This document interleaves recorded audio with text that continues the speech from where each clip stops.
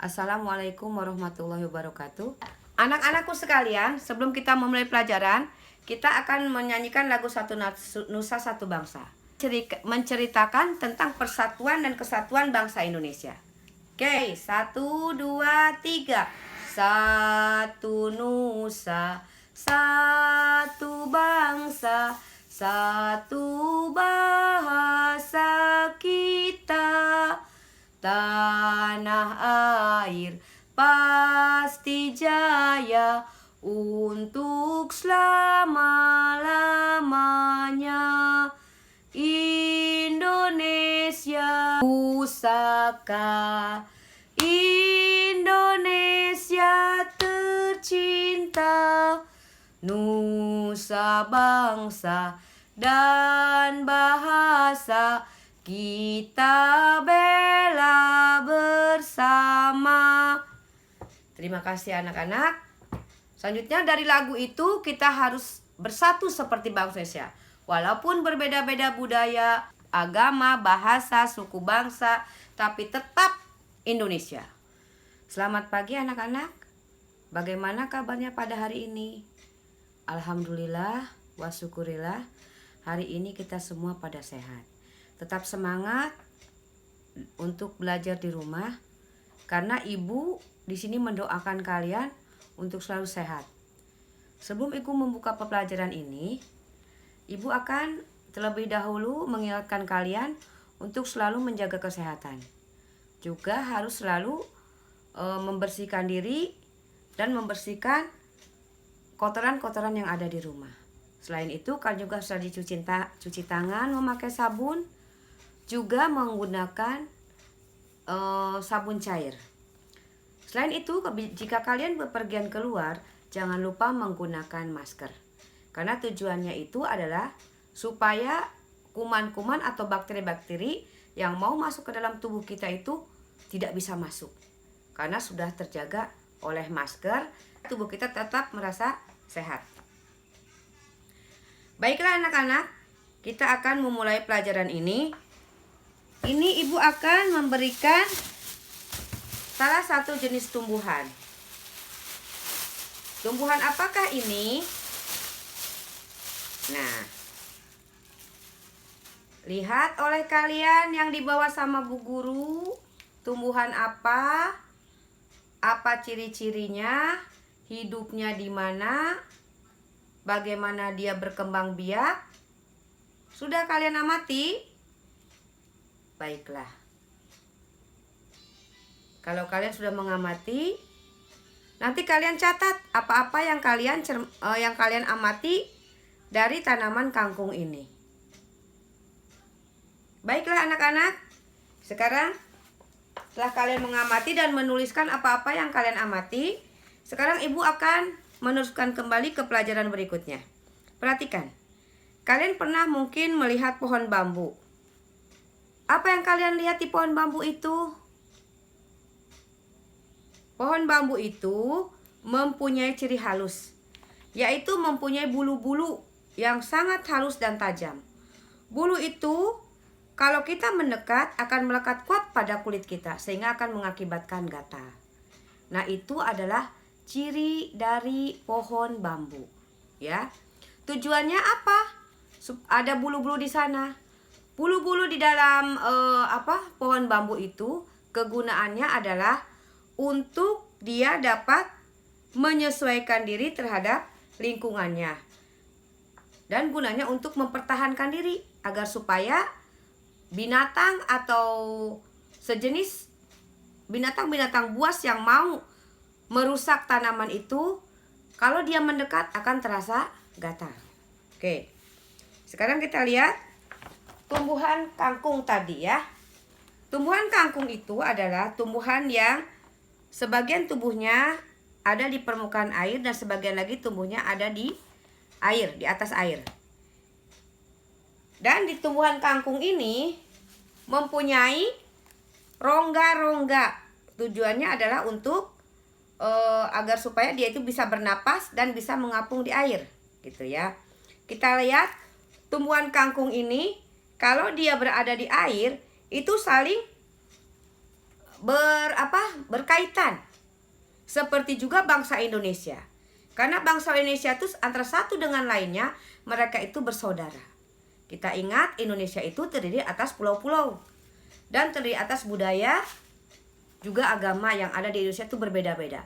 Tetapi walaupun berbeda-beda, tetap satu tujuan, yaitu negara Indonesia. Maka ada istilahnya, bersatu kita teguh, bercerai kita runtuh. Begitu juga dengan pohon kangkung. Pohon kangkung saling berkaitan di dalam air, ya. Tujuannya jika dia akan ada air yang sangat besar, tumbuhan kangkung itu tidak hanyut, tapi malah semakin merekat kuat bersama teman-temannya. Nah, itu juga dicontohkan sebagai bangsa Indonesia. Walaupun ada serangan-serangan dari luar, tetap Indonesia itu akan bersatu. Dan tumbuhan kangkung ini juga disebut tumbuhan hidrofit, karena tumbuhan itu berkembang biak dan hidup di air. Selain itu, tumbuhan juga ada yang berjenis higrofit, yaitu tumbuhan yang hidup di daerah yang lembab. Tumbuhan ini bagian akar dan batang ada di dalam tanah, dan bagian daun ada di luar tanah, di atas tanah maksud Bu Guru. Dan daun yang muda ciri-ciri itu melingkar. Ini dicontohkan pada tumbuhan pakis. Sekarang ada lagi jenis tumbuhan xerofit. Tumbuhan xerofit itu hidup di daerah yang tandus. Contohnya kaktus, lidah buaya. Dan tumbuhan ini biasanya memiliki ciri-ciri berdaun tebal. Yang kegunaannya daunnya itu adalah untuk menyimpan air. Karena tumbuhan kaktus itu adanya di daerah yang tandus, ya, gitu. Dari penjelasan Bu Guru, ada yang mau ditanyakan? Silahkan. Kalau tidak ada, Bu Guru akan memberikan soal-soal. Lihat halaman 21.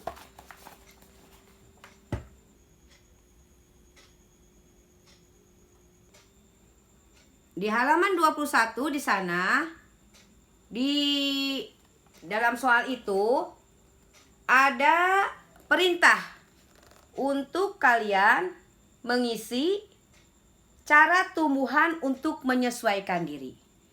Bu Guru kita ambil contoh misalnya tadi tumbuhan kangkung hidup di air, gitu. Menyesuaikan diri, daunnya berada di atas sungai, di atas air. Lalu akarnya ada di bawah, dan tumbuhan kangkung mempunyai rongga untuk bernapas, gitu ya. Itu salah satu contohnya, gitu. Nah, untuk yang 1, 2, 3, 4, 5 kalian cari sendiri di rumah. Yaitu anak-anak. Yang kedua, kita cari lagi, ada lagi perintah dari Bu Guru, yaitu dari hasil pengamatan kalian tadi tentang tumbuhan kangkung. Di sini bagaimana cara tumbuhan itu melindungi diri. Kita ambil contoh tadi yang telah Bu Guru terangkan, yaitu tumbuhan bambu. Tumbuhan bambu melindungi dirinya dengan adanya bulu-bulu halus. Jika bulu halus itu kita dekati, maka akibatnya bulu halus itu akan menimbulkan gatal pada kulit kita. Itu salah satu contohnya tumbuhan bambu. Yang kedua misalnya tumbuhan putri malu. Tumbuhan putri malu jika kita sentuh maka dia akan menutup dan banyak durinya. Jadi jikalau kita ingin mengusik kehidupan tumbuhan putri malu, maka tumbuhan itu dengan sendirinya kalau disentuh akan menutup atau kita akan terkena durinya. Jadi cara tumbuhan itu melindungi diri. Mungkin dari Bu Guru cukup sekian pelajaran hari ini tentang pengamatan tumbuhan, ya. Dan kalian menuliskan ciri-ciri khusus pada tumbuhan dan juga bagaimana cara tumbuhan itu menyesuaikan diri. Tugasnya juga bagaimana cara tumbuhan itu melindungi diri. Jadi setelah kalian selesai mengerjakan tugasnya nanti diberikan sama Bu Guru atau Bu Guru yang datang ke kelompok-kelompok kalian. Akan Bu Guru nilai, nanti setelah itu kita ambil kesimpulan. Nah, itu anak-anak tugas dari Bu Guru. Wabillahi taufiq wal hidayah. Wassalamualaikum warahmatullahi wabarakatuh. Terima kasih kepada anak-anakku sekalian telah mengumpulkan soal-soal yang Ibu Guru perintahkan, dan Bu Guru nilai kalian alhamdulillah bagus-bagus, berarti kalian paham ya apa yang Ibu Guru terangkan sama kalian. Dari hasil jawaban kalian, Bu Guru di sini akan menyimpulkan ya. Menyimpulkan bagaimana cara tumbuhan menyesuaikan diri. Ini jawaban dari Anissa Rahmawati. Cara tumbuhan menyesuaikan diri, sini ada tumbuhan lidah buaya. Tumbuhan lidah buaya berdaun tebal dan mempunyai duri. Dia hidup di daerah yang tandus. Ya, daun tebal itu kegunaannya adalah untuk menyimpan air. Ya, pintar. Lalu yang keduanya, tumbuhan Venus. Tumbuhan Venus itu adalah tumbuhan pemakan serangga. Kan di dalam bunganya itu terdapat cairan yang mengundang lalat untuk masuk. Jadi tumbuhan Venus itu tumbuhan pemakan serangga, pintar. Lalu di sini juga ada tumbuhan eceng gondok. Tumbuhan eceng gondok itu jenis tumbuhan hidrofit ya, yang hidup di air, dan dia juga memiliki rongga-rongga, sehingga tumbuhan eceng gondok itu daunnya ada di atas dan akarnya ada di bawah. Jadi tumbuhan eceng gondok itu termasuk tumbuhan tumbuhan hidrofit, tumbuhan yang hidup di air. Tumbuhan menyesuaikan dirinya sesuai dengan lingkungan yang dia tinggali gitu ya. Itu. Kita ambil contoh misalnya tumbuhan air mempunyai rongga-rongga, ya tujuannya adalah untuk bisa menghirup udara. Lalu akarnya berada di bawah air dan daunnya ada di atas. Juga tumbuhan air itu bisa bergerombol, jadi satu dan lainnya itu saling mengikat. Sekarang ada lagi tumbuhan cara tumbuhan melindungi diri. Cara tumbuhan melindungi diri contohnya tadi tumbuhan bambu. Tumbuhan bambu itu mempunyai bulu-bulu halus. Itu salah satu contohnya. Yang kedua adalah tumbuhan bunga ros mempunyai duri-duri. Lalu tumbuhan tumbuhan ros, tumbuhan putri malu mempunyai duri juga, dan kalau disentuh dia itu daunnya akan mengatup ya. Dan lagi jenis-jenis tumbuhan lainnya sesuai dengan adaptasi di dalam lingkungannya itu. Ya, jadi kesimpulannya cara tumbuhan menyesuaikan diri itu ya adalah supaya dia bisa hidup dan bisa berkembang biak di sana. Itu. Jadi terima kasih kepada anak-anakku sekalian yang telah mengumpulkan tugas. Selanjutnya nanti minggu depan Bu Guru akan menerangkan ke tema ke pembelajaran keempat ya. Jadi pembelajaran ketiga itu sudah selesai ya, yaitu tentang